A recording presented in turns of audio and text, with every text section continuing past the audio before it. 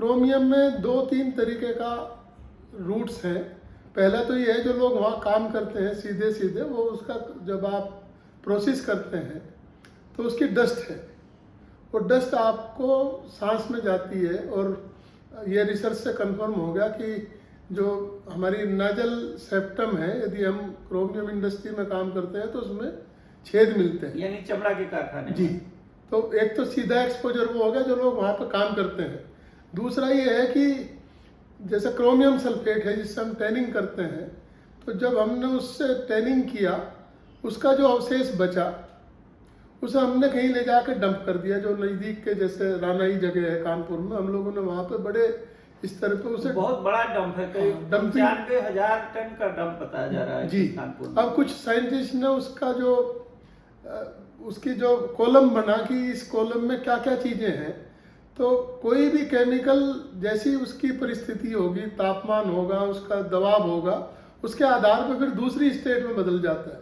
जैसे क्रोमियम 3 है, क्रोमियम 3 अपेक्षाकृत कम नुकसान करता है, लेकिन जैसे ही आप उसे टेम्परेचर देंगे और नीचे दबाव होगा तो क्रोमियम 6 में बदल जाता है जी। क्रोमियम 6 जैसे ही ह्यूमन सेल में या ह्यूमन की जो त्वचा है उसे पार करने की क्षमता होती है, फिर वो जाकर आप में कैंसर और दूसरी चीज़ें करता है जो क्रोमियम 3 नहीं कर पाता। तो अलग अलग स्टेट है केमिकल की। फिर हमने देखा कि वो म्यूटेशन करता है, कैंसर कोज करता है।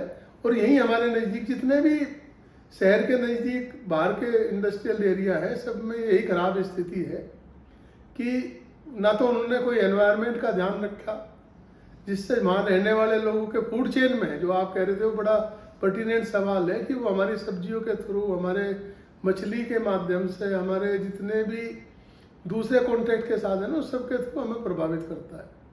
तो ये फूड चेन में आया। और ये भी देखा जा रहा है कि जो हैंडपंप हैं और शायद ट्यूबवेल्स के पानी में भी वो नीचे तक पहुंच गया है ये सारा पोल्यूशन। उसके 2 कारण हैं।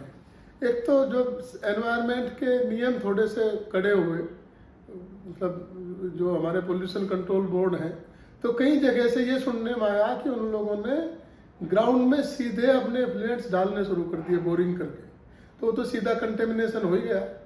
दूसरा, आप कोई भी कंपाउंड होगा यदि आप उसे हीप बना के भी छोड़ देंगे तो लीच करेगा पानी में नीचे, तो जब वो लेवल पे जाएगा लीचिंग के, या नदी में आपने डाल दिया तो नदी का पानी तो नीचे सोर्स में जाएगा ही। तो पानी तो सबसे पहले अफेक्टेड होता है, पानी तो सबसे पहले पोल्यूटेड होता है।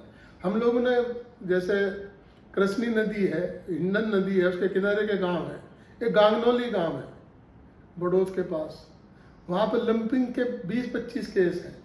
एक बुबाड़ा गांव है जो मुजफ्फरनगर इंडस्ट्रियल एरिया के पास में है, वहाँ पे जो हेपेटाइटिस सी के जो केस हैं वो इतने हैं कि वो एबनॉर्मल लगते हैं कि ये पानी की वजह से ही हो रहे हैं। और क्या क्या बीमारियां हो रही हैं ये रिवर में पोल्यूशन से? स्किन ब्लिस्टर्स है, मतलब जब आप क्रोमियम का यदि कानपुर में देखें तो बहुत लोगों के पैरों में घाव दिखाई देंगे आपको। जो लंग्स के जो सांस लेने की समस्या है वो ज़्यादा बढ़ती है। जो हमारे अब तो कैंसर के भी बहुत कारण सामने आने लगे कि इससे कैंसर भी कई जो कंपाउंड है, नाइट्रोसोबेंजीन है, जो सब्जी रंगने के जो मेलेकाइट ग्रीन है, इन सब से कैंसर होता है।